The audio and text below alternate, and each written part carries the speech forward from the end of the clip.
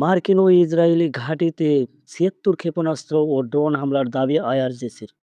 যুক্তরাষ্ট্র ও ইসরায়েলের সামরিক ঘাঁটি লক্ষ্য করে ৭৬টি ক্ষেপণাস্ত্র ও ড্রোন হামলা চালানো হয়েছে বলে দাবি করেছে ইরানের ইসলামিক রেভলিউশনারি গার্ড কর আইআরজিসি। আইআরজিসি এক বিবৃতিতে বলেছে, শত্রুদের সামরিক অবকাঠামো ধ্বংসের ধারাবাহিকতায় আল ধাফরা, ভিক্টোরিয়া, পঞ্চম নৌবহর এবং কিং সুলতান নামক মার্কিন ঘাঁটিতে ড্রোন এবং শক্তিশালী তরল জ্বালানি চালিত কিয়াম ও সলিড জ্বালানি চালিত জুলফিকার ক্ষেপণাস্ত্র দিয়ে কার্যকরভাবে হামলা চালানো হয়েছে।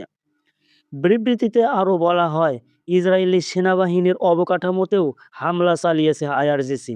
Ashkelon, Tel Aviv, Haifa, Gush Dan শহর এবং আশকেলনে ইসরায়েলি সেনাবাহিনীর স্থাপনাসমূহে ভারী ক্ষেপণাস্ত্র এবং কঠিন ও গাইডেড জ্বালানি ব্যবহার করে হামলা চালানো হয়েছে। খাইবার শিকান এবং কিয়াম তরল জ্বালানি চালিত ক্ষেপণাস্ত্রগুলো দিয়ে আঘাত হানা হয়েছে সেসব জায়গায়। অন্যদিকে সৌদির মার্কিন বিমান ঘাঁটি ও বাহরাইনে পঞ্চম নৌবহরে হামলার দাবি আইআরজিসির। ইরানের ইসলামী বিপ্লবী গার্ড বাহিনী, সৌদি আরবের প্রিন্স সুলতান বিমান ঘাঁটি এবং বাহরাইনে অবস্থিত মার্কিন নৌবাহিনীর পঞ্চম নৌবহরে ক্ষেপণাস্ত্র ও ড্রোন হামলা চালিয়েছে। এই দাবি করেছেন আইআরজিসির খাতাম আল আম্বিয়া সদর দপ্তরের একজন মুখপাত্র। আইআরজিসির দাবি, সৌদি আরবের প্রিন্স সুলতান বিমান ঘাঁটিতে মার্কিন গোয়েন্দা বিমান মোতায়েন রয়েছে। সেখানে ব্যালিস্টিক ক্ষেপণাস্ত্র দিয়ে হামলা চালানো হয়।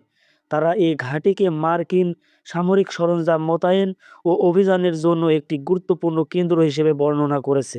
তবে এসব দাবির সত্যতা স্বতন্ত্র কোনো উৎস থেকে নিশ্চিত হওয়া যায়নি। এছাড়া যুক্তরাষ্ট্র ও ইসরায়েলি কর্মকর্তাদের পক্ষ থেকেও এ বিষয়ে তাৎক্ষণিক কোনো মন্তব্য পাওয়া যায়নি। তথ্যসূত্র আল জাজিরা। দর্শক বন্ধুরা, সঙ্গে ছিলাম মেহেদী হাসান, ওয়ালস নিউজ।